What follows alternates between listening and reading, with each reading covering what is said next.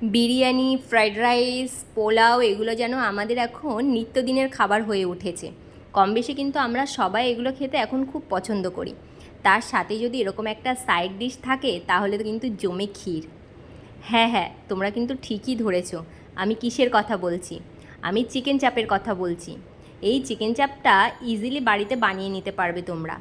আর আজকে আমি এই চিকেন চাপটা নিজেই বাড়িতে বানিয়েছি।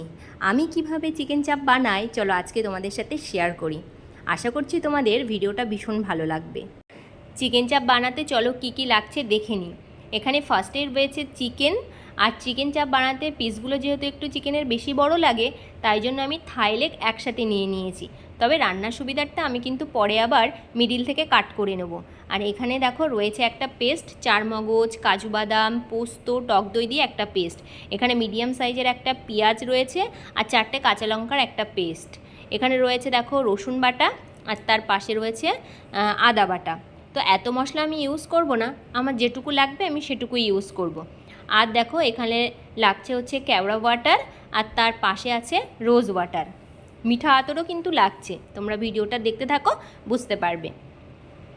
তার সাথে আমি এখানে ইউজ করেছি বেসন, একদম পিওর ছোলার যে বেসন পাওয়া যায় সেটাই আমি নিয়েছি এখানে। তোমরা চাইলে গোটা ছোলা বাড়িতে এনে মিক্সিতেও পেস্ট করে দিতে পারো। দেখো চিকেনগুলো আমি কেটে নিয়েছি আর ছুরি দিয়ে কিন্তু একটুখানি চিড়ে নিয়েছি, তার কারণ এতে মশলাটা খুব ভালো মতোই যাতে ঢোকে, তাই জন্য একটু করে আমি চিড়ে নিয়েছি। আর এতে করে না চিকেনটা ভালো সেদ্ধও হয়। তো দেখো এখানে আদার পেস্ট, রসুনের পেস্ট ওই 1.5 চামচের থেকেও একটু কম এরকমভাবেই দিয়েছি আমি। আর এখানে দেখো যে পেঁয়াজটা আর কাঁচা লঙ্কাটা পেস্ট করে রেখেছিলাম, তো সেটা অ্যাড করে দিলাম। আর এখানে দই, কাজু বাদাম, চারমগজের যে পেস্টটা ছিল সেটাও কিন্তু অ্যাড করে দিলাম। তারপরে আমি দিয়ে দেবো এখানে পরিমাণের মতো হলুদ গুঁড়ো, খুব বেশি হলুদ গুঁড়ো দেওয়ার দরকার নেই। তারপরে দিয়ে দেবো দেখো নুনটাও কিন্তু একদম বুঝে দিতে হবে, খুব বেশি দেওয়া যাবে না। আর তারপরে দেখো দিয়ে দিলাম কিন্তু আমি এমনি লঙ্কার গুঁড়ো, এটা কিন্তু কাশ্মীরি লঙ্কার গুঁড়ো নয়। আর তারপরে দেখো 1 চামচের 1 চামচ দিয়ে দিলাম মিল্ক পাউডার, আর তার থেকেও কম পরিমাণে দিলাম বেসন। এটা আমি ওভারনাইট ম্যারিনেট করে রাখবো। দেখো খুব সুন্দর করে আমি এখন মাখিয়ে নিয়েছি চিকেনের গায়ে মশলাগুলো। এবার আমি ফ্রিজে রেখে দেবো। তো চলো এখন ফ্রিজে রেখে দিই, কালকে রান্নার সময় আবার তোমাদের সাথে দেখা হচ্ছে। ওভারনাইট চিকেনটা ম্যারিনেট করে রাখার পরে দেখো দেখতে ঠিক এরকম হয়েছে।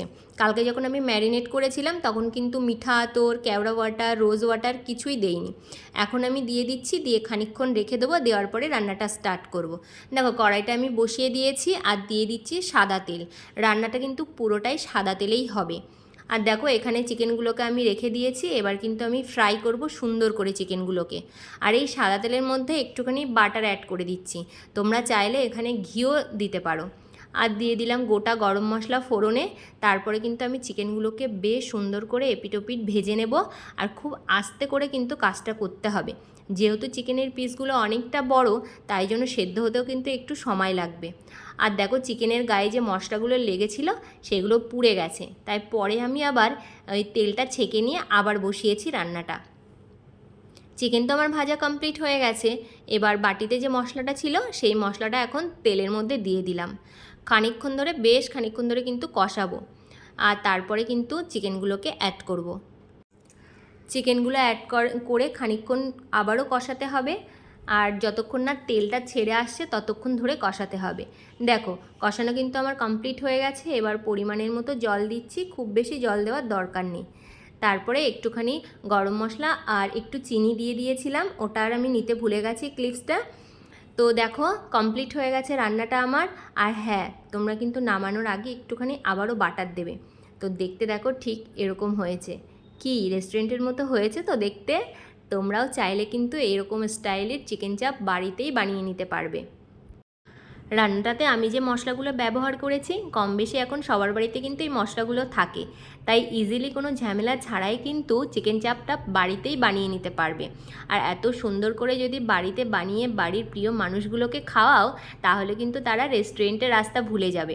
আজকে আমি দেখো ফ্রাইড রাইসের সাথে পরিবেশন করেছি, তোমরা কিসের সাথে খাবে তোমরাই ঠিক করে নাও। আর যদি আমার ভিডিওটা ভালো লেগে থাকে অবশ্যই একটা লাইক করো, কমেন্ট করো, শেয়ার করো। দেখা হবে নতুন ভিডিওতে। ততক্ষণের জন্য তোমরা সবাই খুব ভালো থেকো। টাটা।